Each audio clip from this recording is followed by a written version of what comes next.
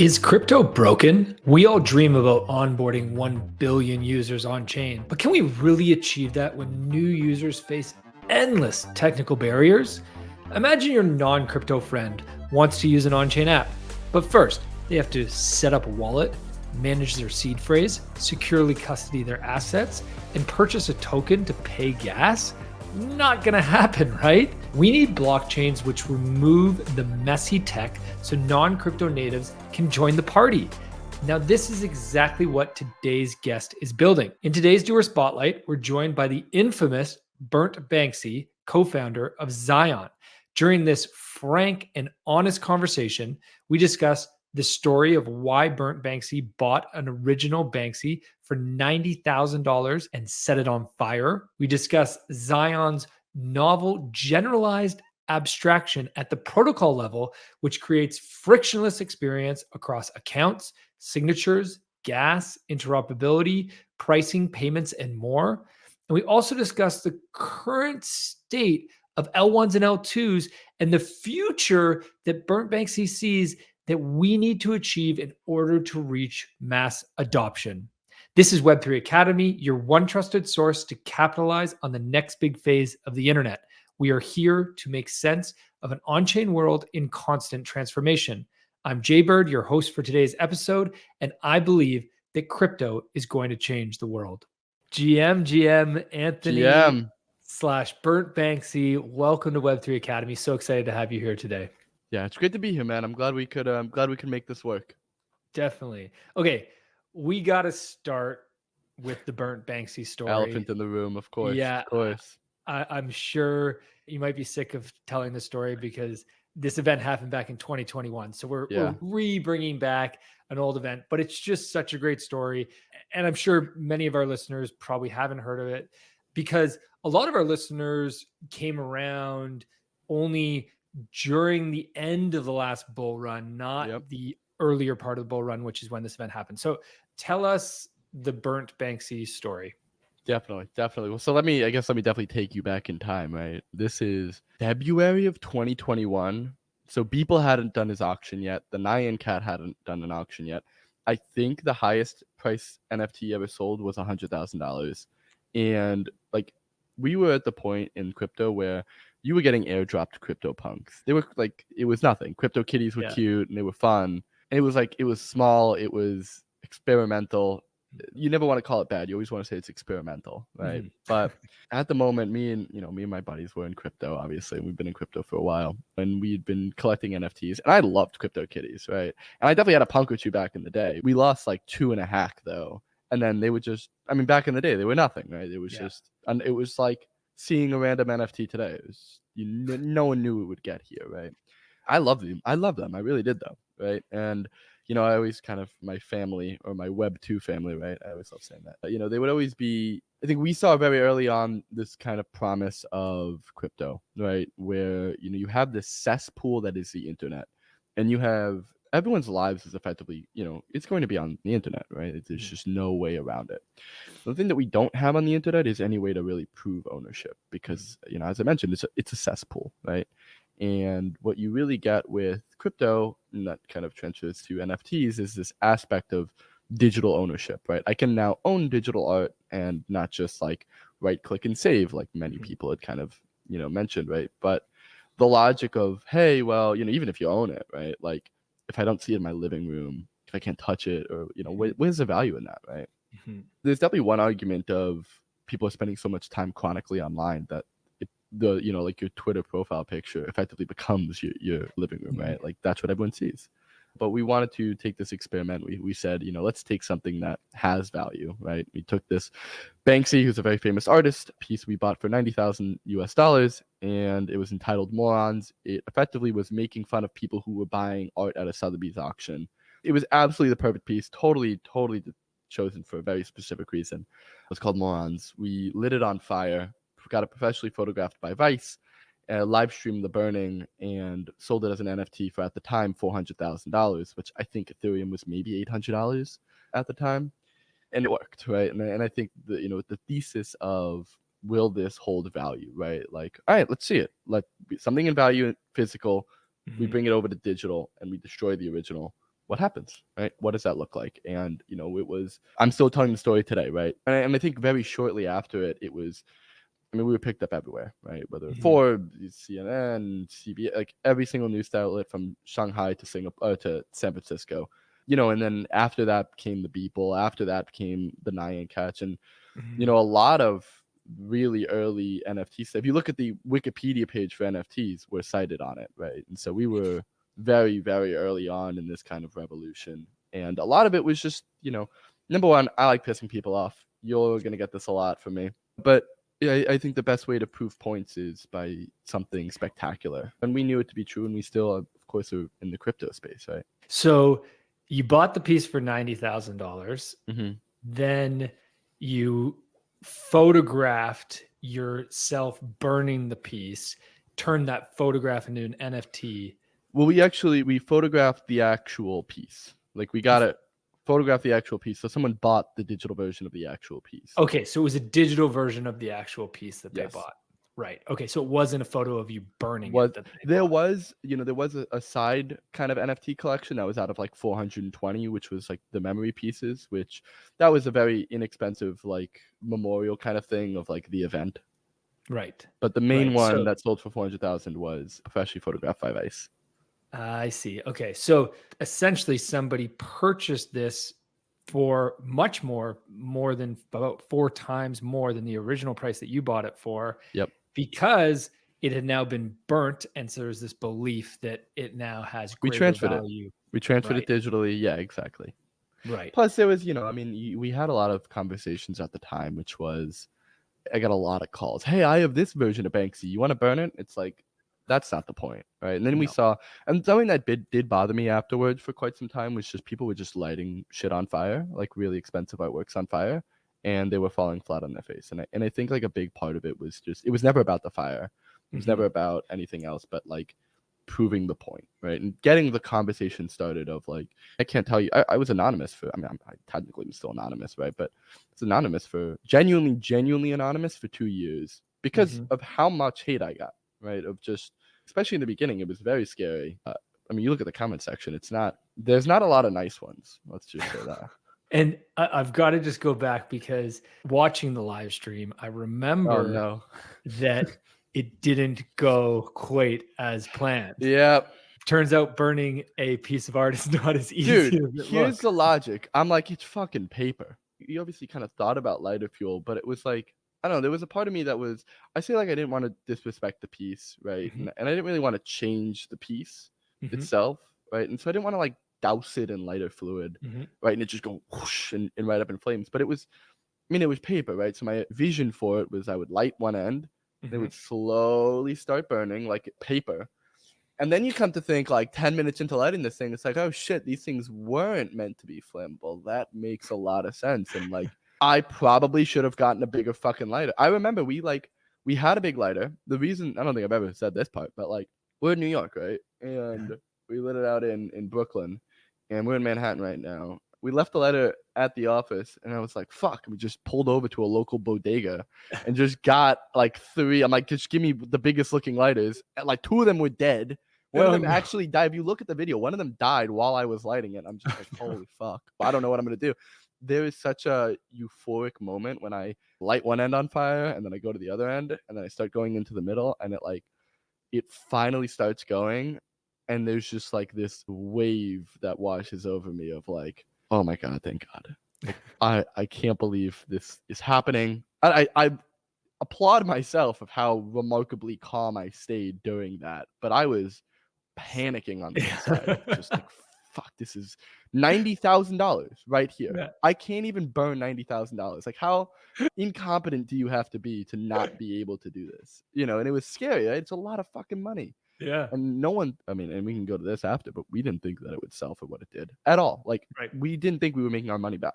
We thought we were taking a pretty heavy loss. If you I don't know if you can see it, but if you can look, there was a min set, which was $50,000. And that's all we thought we were fucking getting. I wanted to have fun. Like, quite frankly, I didn't do this to make money. Still haven't sold the ETH from it, right? And so it was fun. We got the point across, and I did it with people that I loved, right? And we definitely got the conversation started, which was fun.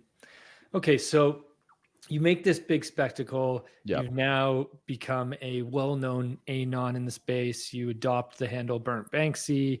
You get a lot of attention, both negative and positive, Mm-hmm. which unfortunately is the name of the game when you're in the spotlight. Yep. What did you do next? I know you transitioned into building an NFT marketplace. That became Mm-hmm. your focus.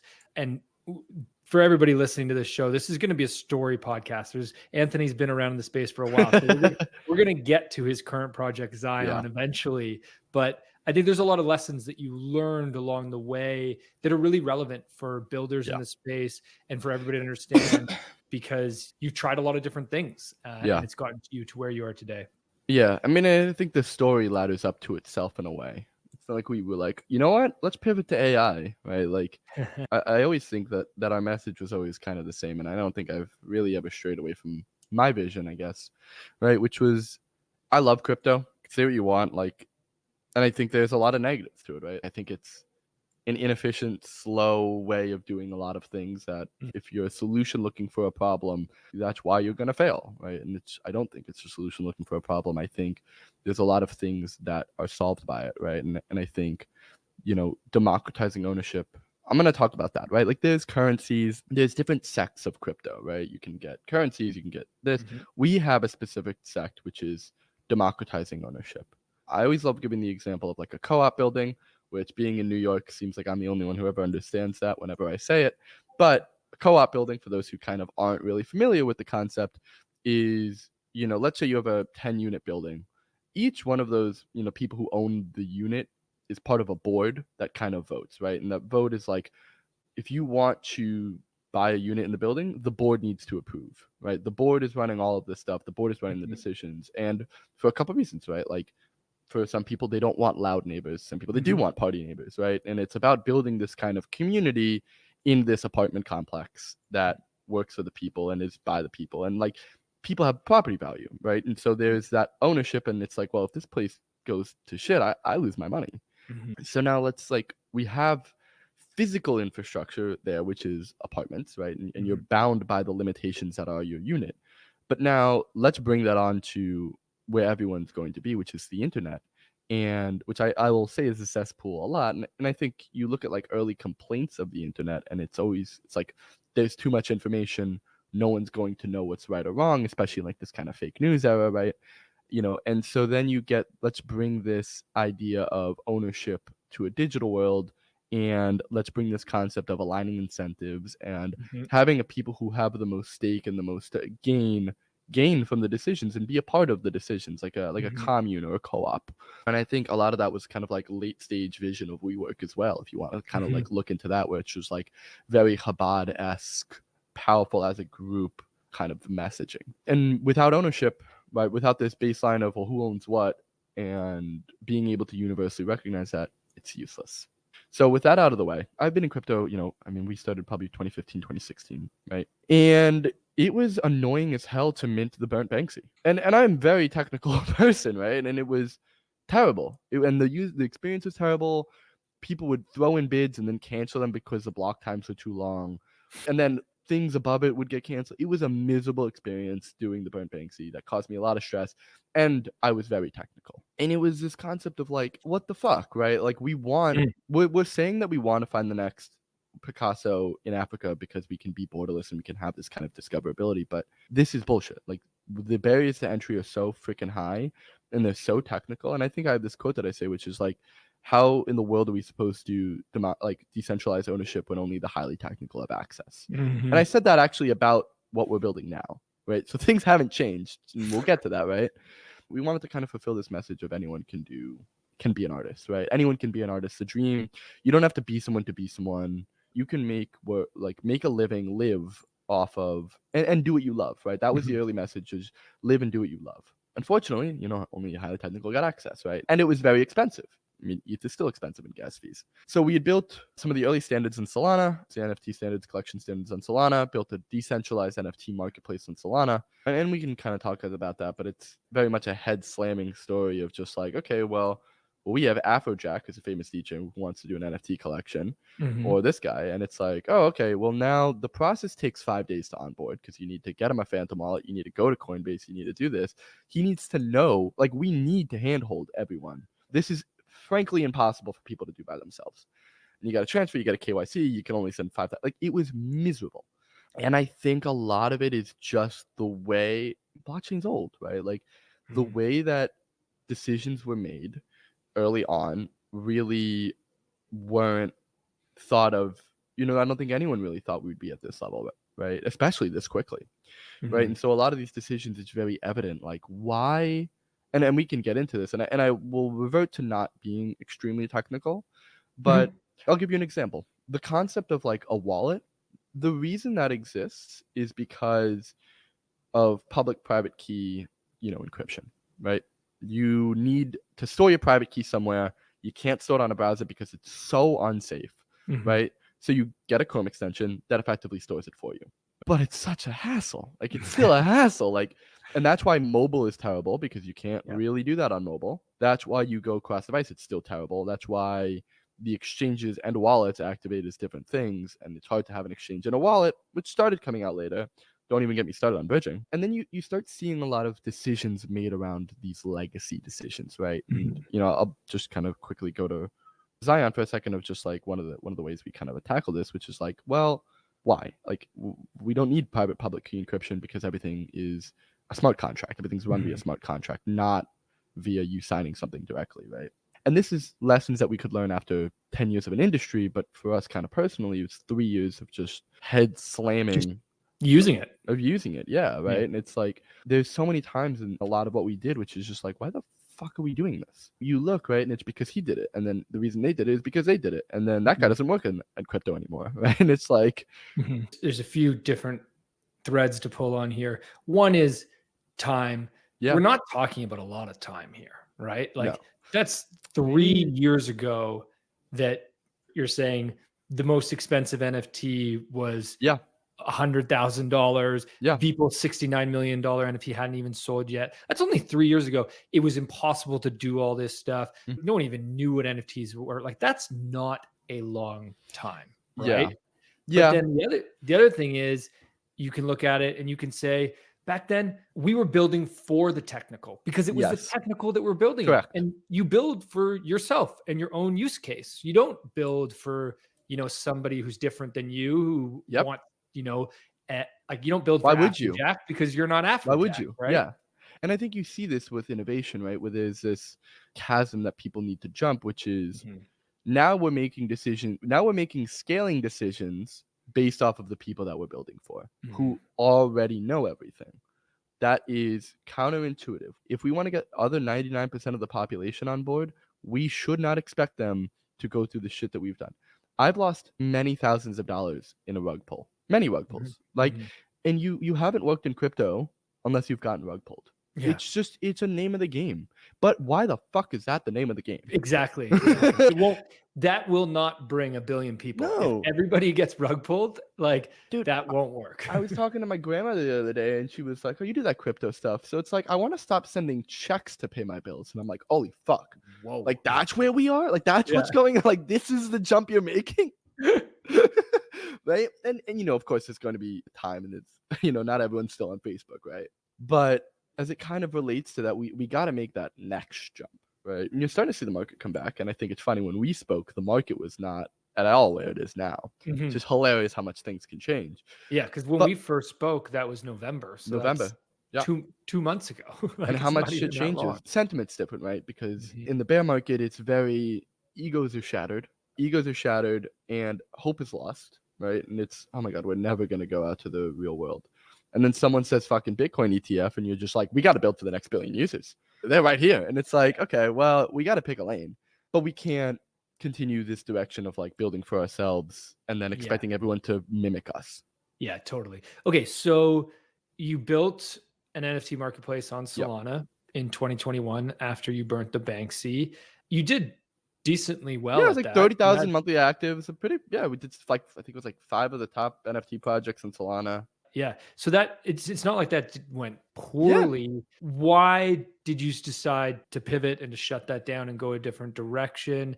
And I also just got to ask, like, is part of it because Solana wasn't there yet as an ecosystem, whereas it's ironic you might have just been too early on Solana. I was definitely too early on Solana. Hilariously, I was definitely too Yeah. early on Solana. I have this sign right here that hangs above. I have a little column right here in my office.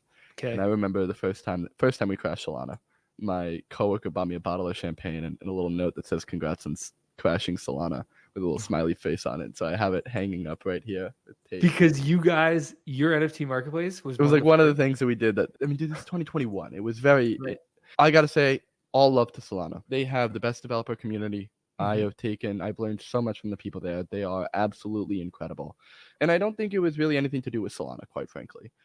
I think it had to do with this concept of a generalized ecosystem, right? That Mhm. really screwed me over. Screwed me over is the wrong word. Sorry. Which was when you were an NFT marketplace and Solana's optimizing for speed and they're optimizing for cost. And Mhm. most of Solana at that point was DeFi, right? Mhm. Most of crypto is still DeFi. I actually tried to look yesterday to try to find non-DeFi applications. Look, tell me how hard it is. You won't There's not a find. lot. There's like three, three, like genuinely three. I think I could name you more than 3, but I get the point. There's not that many. It's in the interest of these generalized chains to cater towards the DeFi crowd, Yeah. right? Which is, especially with Solana, it was smaller transactions, it was quicker transactions, it was cheaper transactions. No, Mhm. Solana's main thing, but like for us to list an NFT in a decentralized fashion, it was 14 transactions. And if Solana went down on any block there, we would lose the NFT forever, which was like, yeah, it was not great. It was not great. There was like some cases we could get it back, but it's not a good user experience, right? Or you could do a decentralized route, which went against my ethos, Mhm. right? And so I'm Yeah. like, and that's what Magic Eden did, and I love them. I love those guys. Absolutely no hate to them. I think marketplaces are great, but it was like we wanted to query chain everything. We didn't even want to have a single database, right? Mhm. And that became increasingly more difficult, right? Mhm. And also we were competing with the generalized layer, and I think for us, the whole team's engineers, right? And we're a bunch of nerds. And I think a lot of design decisions were needed to be made. And I think we actually started Zion as a consumer chain, right? And I Mhm. think this was like June of 2022. We started Zion deep bear market. We were like running some NFTs and stuff like that, but it wasn't great, right? Like, I mean, the whole market sentiment wasn't great, right? And so that's where this idea started, which is like, no one's going to trust crypto. No one's going through this onboarding process anymore. We need to understand that we need to go to the users. We need to mimic a Web2 experience. We need to build, and I call Mhm. it consumer applications because I think there's too much innovation in DeFi in proportion to how much innovation is in the rest of the industry, I should say. Mhm. As you mentioned, I can name you 15 centralized exchanges, 15 decentralized exchanges, 15 NFT marketplaces on every chain, Yeah. right? But I can't name you, like I can name you Sound.xyz, I can name you Fentech, I can name you Step Farcaster and in, Lens, Steppen. Like lens. Yeah, there's not a lot. there's not a lot, right? And No. it's a shame.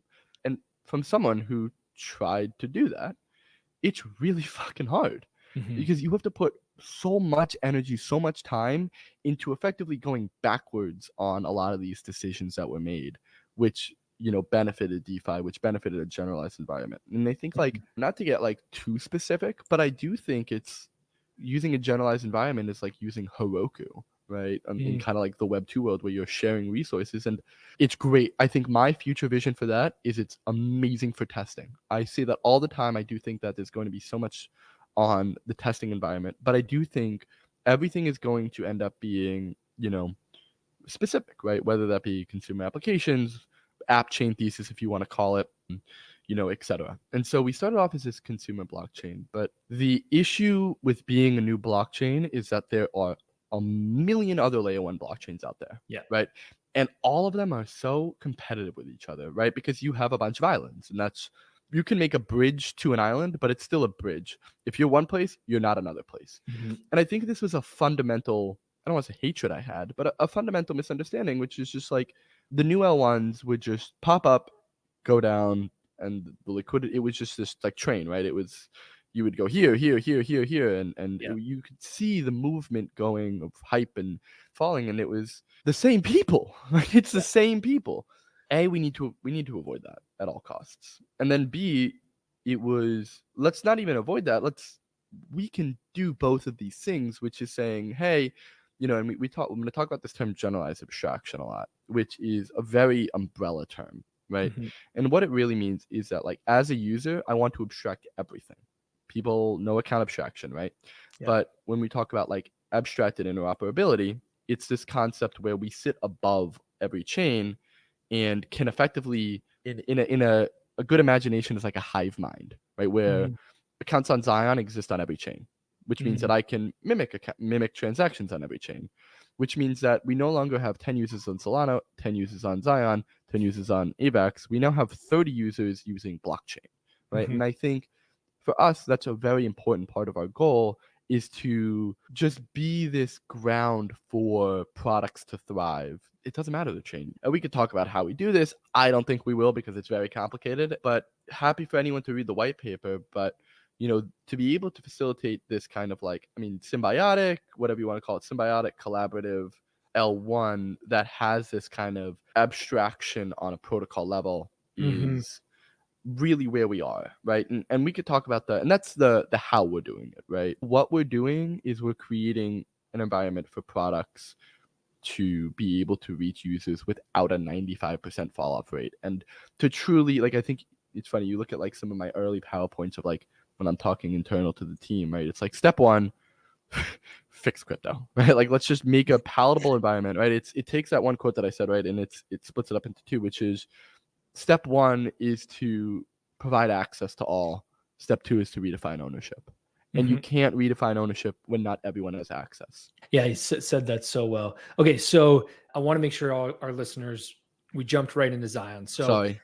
that's okay. It's great. I love the way your mind works. So you started Zion June 2022. Zion is an L1 that you built with your team, really with a focus on usability to the masses. Yeah. You weren't going after the DeFi applications. You saw early on, 2022, middle of the bear market. At that point, there was only a few L1s that have had achieved true adoption and true network effects. There was a lot more talk around the start of the L2 thesis and that the L2s would be the direction that we would go in. But you really saw that if we were going to bring everybody on chain, we needed to abstract a lot of the complexities so that it could be very simple. I mean, the best example of this, the same thing happened in Web 2 when you think about e-commerce. In the Yep. beginning, nobody was really capable of starting their own online store. It wasn't until we had tools like Shopify Shopify. that abstracted away all the challenges of setting up credit card payment and setting up inventory management and managing shipping and all these things that were just too It's a difficult for headache. most. It was a headache. Exactly. So e-commerce didn't take off until we had Shopify and we Yep. had Amazon and we had these tools. So it's the same thing to think about in Web3. Totally. These chains won't take off until we have a much easier way to use the chain. So I don't want to get into the how, because as you said, that's too technical for me. Like, we don't need to go into that technical side. I think what we should talk about is what are the use cases this is going to enable, and also maybe why. Let's start with why. Like, why did you decide to build an L1 versus build an L2? I didn't even want to.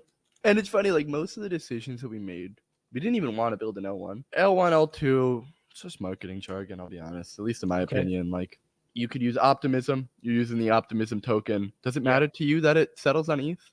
No, right? Probably not. And maybe you could bridge easier, right? Maybe some of the things are more compatible. But at the end of the day, I don't want to say bearish, but it's like, I'm skeptical of the fragmentation that a lot of L2 causes, right? Like, Polygon was originally, like, is Polygon L2 or is it an L1? Or is it, Yeah, that's a tough one.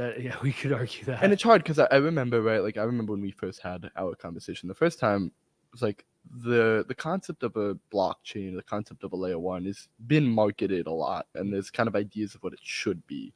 It should be generalized. It should have, well, etc. It's hard to use the marketing language to describe what we are. What I would say is an L1, because maybe we're probably 70% closest to that description, and like 40% closest to an L2, right? Could we settle to Ethereum? Yes, it's not very difficult. Do we want to? No, I don't really care.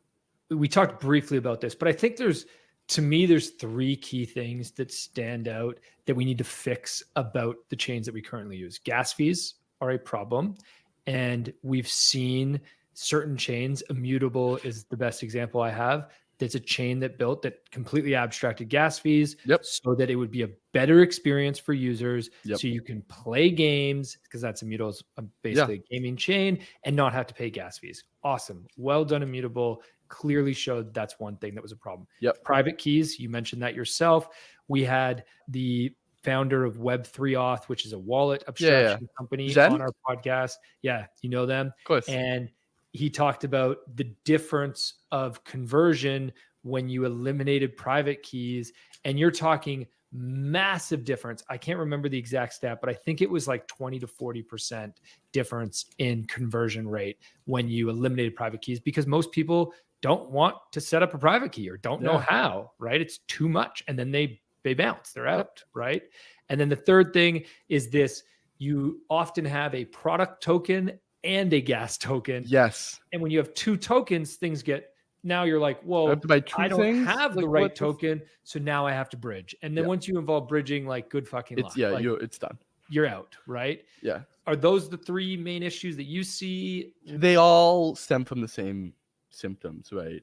You mentioned the 2 product, or the product and gas fee, or the platform token, right? Yeah. That is a gas issue, right? And the gas issue is also a gas issue, right? It's hard for us, right? Because I think it's easier to look at a Web 2 company and say, we want to do that, rather than look at a Web 3 company and say, we don't want to do this, we don't want to do this, we don't want to do this, we don't want to do this. We know the flows that work. I don't want to build like a regular consumer application because it's such a saturated market. But we have so much learning from that market where that people are so used to that we know, like, I will know that you probably don't want to sign into something with your social security number. Maybe your phone number would be better. And there's things that I could tell you, right? But we could sit here all day and be like, this is what's bad with crypto. This is what's bad with crypto. This is what's bad with crypto. But rather than saying that, I'd rather point to, hey, why doesn't an NFT marketplace work like eBay, right? Why can't I use my credit card, right? Why do I have to buy this random token that I don't know the name of it? And then it's like, oh, it went to 0. Oh, okay. What do you mean it went to 0? What? What do you mean it's gone? There's a lot there, right? So instead of just taking that approach of like, this is what we saw, this is what we're building. And the easiest way to think about that is Web 2, right? And I think it's funny that you talk to different people. I was on a podcast yesterday about this, right? And we got into a little bit of an argument. And the guy was like so happy. He was like, we're mirroring the adoption curves of the internet. Right. Do you know how fucking hard it was to get on the internet? Everyone's already on the internet. You know how easy it should be to onboard to crypto? For us, it's your email. When we send you an email, that's your onboarding experience. The fact that we're mimicking the internet is terrible. You needed a fucking computer. There was an investment there. I have to, like, inputting what should be an email or a phone number or Twitter or Facebook, or even with us, like Face ID, right? And there's ways to think about this, which is just like, we're doing so great. Right. And I think, as you said it before, it's like this concept of time, right? Which maybe I'm hard on myself, where I'm like, I want to be here now. That kind of comes with building in the space of just like, especially a space that I talk to a lot of my like Web 2 friends, and do the innovation in this space because of how quickly something can fail, go to 0. The innovation is it's scary in a lot of ways. That a lot of people, it'll kill you. Like I always say, any new person who joins our company, to not get caught up in all this, because it will kill you if you let it. For sure. The pressure is immense. It's enormous. Not to mention that I always love to say that if you are in this space, working in this space, you actually have 3 jobs.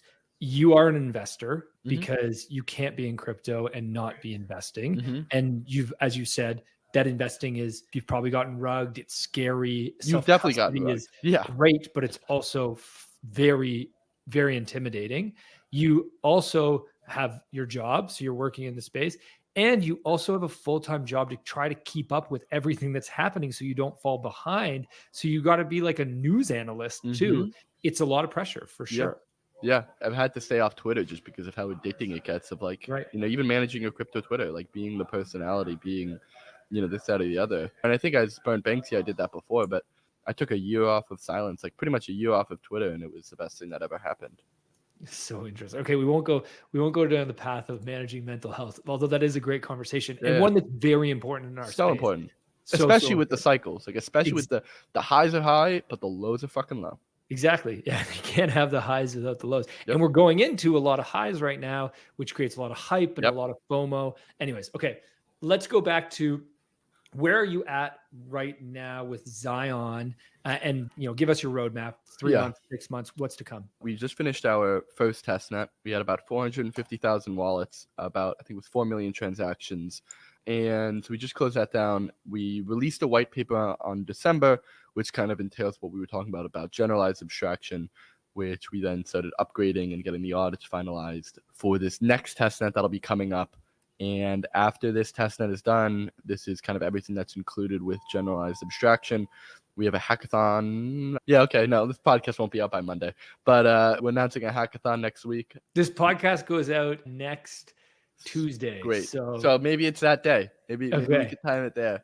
Yeah, I'm just making sure. I'm like, my team's going to kill me. I think our main goal now is, hey, we've built the infrastructure. Now let's get projects to build. But it's like, I want to get back to building products. That's why I did this, right? Like, so that I could build the products that I want to do and frankly have fun, right? Like, yeah, you're gonna see this in kind of like Q1, Q2 of just like, I want to do the next Burnt Banksy, right? Like, and there's going to be some planning for it, and yeah, it's gonna operate with Xion, right? When you look at like this narrative of 3 years ago, what we expected with what we got, it was, did I think it would be derivative of a like a JPEG of a monkey? No, like I didn't. But you involve money in this stuff, right? And there's real money. You're going to get grifters. You're going to get scammers. You're going to get rug pullers. And it's nice to have the kind of shakedowns every once in a while. I'm optimistic, and maybe overly optimistic. I think I'm just a positive guy. So I keep waiting for what will be the point when we get a whole bunch of people, millions of people that come into crypto that are not for the value abstraction. They're not here to make the money. Gamble. We haven't crossed that chasm yet, right? So it's so there. You know what? I had that argument with my team a lot though, right? Which is, let's try to take this value concept out of crypto. Yeah. And it's really hard because it's ownership, right? It's ownership. Yeah. You really can't. I think it's a conclusion that I came to because I was originally in that boat of like, I don't want people to care about the money. I don't want this, but like, back to the co-op, it's going to be in your mind, right? Mm-hmm. You buy a Bored Ape, you're shilling it. You look at like M&M or whatever, they're shilling it. They want to make more money. They're having fun. They like the community, but you really can't ignore it, right? Like, because it is right here. Are there more? Yeah, of course, right? Like, I want to live in my building, all right? Like, I want, when I'm talking about a co-op, I want to live in a good environment. And yeah, I make money along the way, right? Which is great. But so it's funny that you say that because I wanted to avoid that with any bone in my body, right? Because especially like as we kind of hit the crypto low, it was like, dude, we got to stop gambling. We can have a conversation about gambling, right? Which I'm like, that's a lot of crypto. That's the For sure. So you look at life, and life is gambling. You look at the literal financial industry as a whole, it's gambling. Even sports, like a lot of the reasons they exist is for gambling. When it's hard, it's like there's aspects of all of this that are very hard to take apart. Right.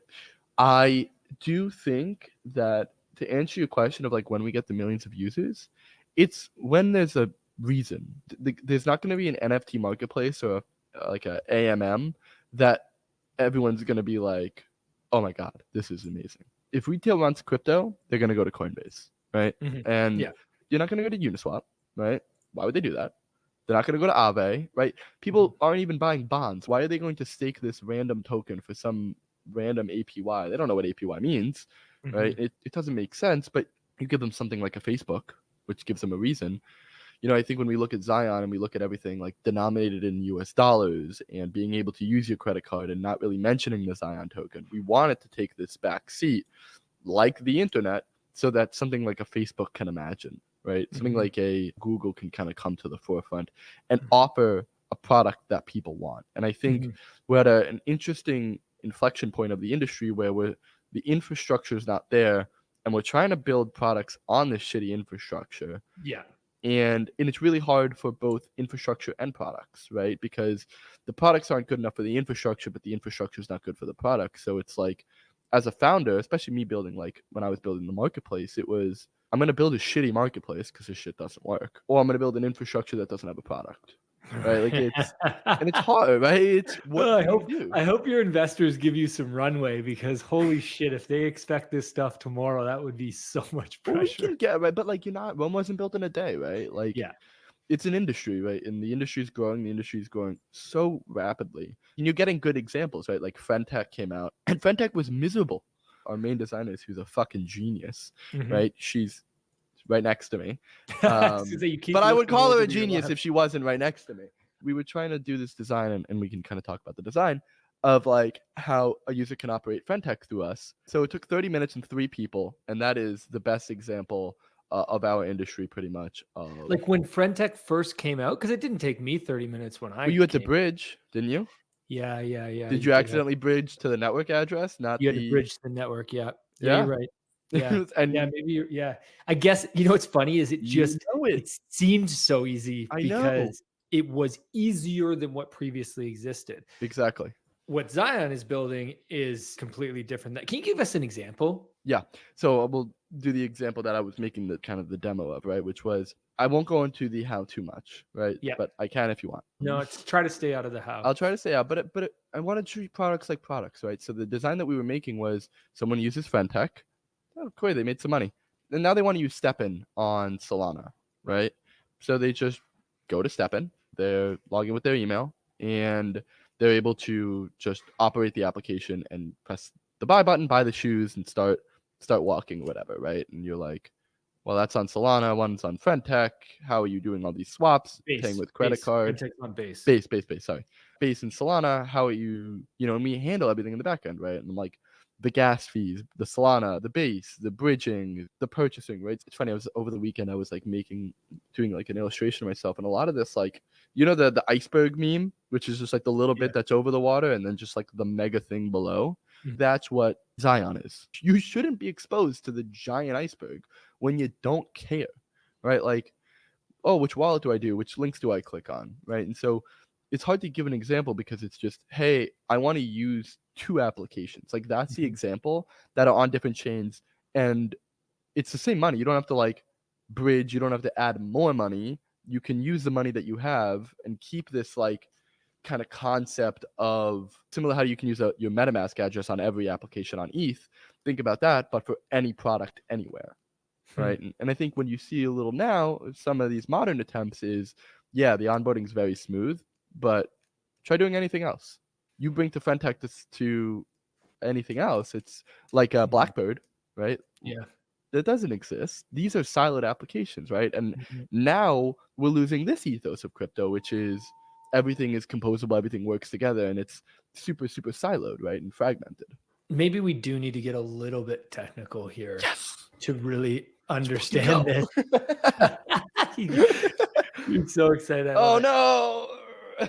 So, because I'm trying to understand where this goes, does this get more into this thesis that we're going to have specialized layers that have a specific role? So more like Celestia is focused on data availability. Is it more that type of thesis that you're targeting with Xion? Or because when you talk about this example of from using the Frentech app, which is on Base, to going to using the Steppen app, which is on Solana, like, how does that happen? How does Xion participate in that? Yeah, I think we're very like, I have my personal thesis, right? And we can go into this where I think Ethereum will end up being Cosmos, hilariously. And Cosmos is kind of this end game of crypto, which is, hey, let's have this really sluggish, like the shell, this cockroach, if you would, of like a cockroach, not in a bad way, but in like it'll survive a nuclear winter, right? It'll always be there. It'll always be stable, right? Where everything kind of derives security from and consensus from. Yeah. And then we build like layers on top of that, right? Yes. And you're starting to see this a little bit with Ethereum, where Ethereum started off as that like central cockroach, right? And I think Anatoly called it this. This isn't. And then you start building roll-ups, right? And then you get oh, here's a roll up for gaming, right? Yeah. Oh, here's a roll up. Here's Zora Marketplace is a roll up, right? And you're slowly starting to see it's like, oh, these both, they both started on like the same end of the coin, and like they're both just kind of reverting to each other. Mm-hmm. So just kind of thinking about it in that aspect, but it's no matter if I believe the generalized thesis or the, we still work with roll-ups, right? Like as I mentioned, it's space, right? That's an optimism fork. It doesn't matter if we're right or wrong there. I think it's pretty good, right? Which is we'll work in a completely generalized environment. We'll work in a completely specialized environment. And both of those will interact in a very similar way, if not the exact same way. Personally, I do believe that the world will be going to specialized roll-ups or app chains, right? Or roll-ups on app chains, right? Mm-hmm. But I think the main important part there is for what we're building, it doesn't matter. We're pretty like future-proofed in that example. Yeah. Yeah. The thing that we keep talking a lot about is we're certainly going to see more and more applications, the app chain thesis, that want to build ecosystems. Yep. The best example of this recently was Flipkart, which is basically Amazon in India, $38 billion company. I think Walmart is their largest investor. And they just launched an L2 using Polygon CDK. And we talked, why did they launch an L2? Well, why not just use an existing L2 versus launch their own? Well, they launched their own because they want control over the features in their ecosystem. They want to control gas. They want to control the way you set up a wallet. They want to control the token that you use for purchasing. They want to control the sign up process, email versus, building a wallet, account abstraction, all of that. And I think we're going to see a lot more of that as these large entities come on chain that aren't just building one app, they're building a full ecosystem. Is that connect to where you see the future? Yeah. I mean, I think especially if you look at even if you look at big companies, they want to dip their toes in. They don't want to dive right in and make, Starbucks isn't making an AMM anytime soon, right? And like a decentralized marketplace. They barely did anything with Polygon, right? No shots there, obviously, but it's like the loyalty whatever. It's hard to not make shots. Oh, go ahead. No. It's not appropriate. But I guess it's just more indicative of the industry as a whole, right? Yeah. Which is Starbucks isn't going to come into a generalized layer one and play with us. Like that's the best way to say it. It's too much risk. Way too much. Why would they? Yeah. They make so much money. What the fuck are they doing? $1 billion company. They don't need to risk for a couple of degens right at now. all. Now in the future, they want to be here, so they're building now. They don't want to miss out. That they're ready. Look at everyone who's hopping on the AI bandwagon. I think that's the best way to look at it, right? Which is like, it's funny, right? Because it's like I'll be at the airport and it'll be like, IBM, train your models with AI. Like, who the fuck are you advertising this to? You have nothing to do with AI. Shut the fuck up. And but it's gonna be like that with crypto, right? So no one wants to do anything. They just don't want to be the person not doing anything. That's the best way to phrase it. Not everybody wants to burn a Banksy, is what you're saying. Yeah. People are just fucking weak, and I don't respect it. Oh my gosh. Okay, so before we wrap up here, I want to leave our listeners with, I know you mentioned a hackathon coming up. We'll make sure we time the release of the show around that so we're not leaking anything before it happens. How else can our users get involved in Xion? What would you like to ask our listeners? Watch podcasts like this and just stay involved, right? I mean, unfortunately, maybe not unfortunately, but I think our audience is very developer focused, but I believe our message isn't. And I think for the people listening out there, it's awesome that you're staying educated, I guess, right? And I would say continue staying educated, continue being on everything, right? And understanding the cycle as it kind of goes, because it's kind of our job to make sure it goes. Otherwise, who else is there, right? Who else is holding it up? Love for you to join the hackathon or the test net. That we're going to have a couple projects where you're actually going to be able to interact and visually see what we're doing. And, I think the more time that goes on, the more you're going to be able to see, right? And I'm sure you'll hear about us a lot more kind of in any capacity that you're operating in. But we're very excited to be back, kind of really loud and exciting. And we will be setting more fires too. So that'll be fun. Can't wait. Not to art though. Well, kind of to art. I love the tease. We'll make sure whatever you set fire to that we highlight it here on Web3 Academy. Okay, a couple fun questions, speed round before we wrap here. What's an NFT you'll never sell? Oof, you know what? You want to laugh? I actually don't really own any NFTs anymore.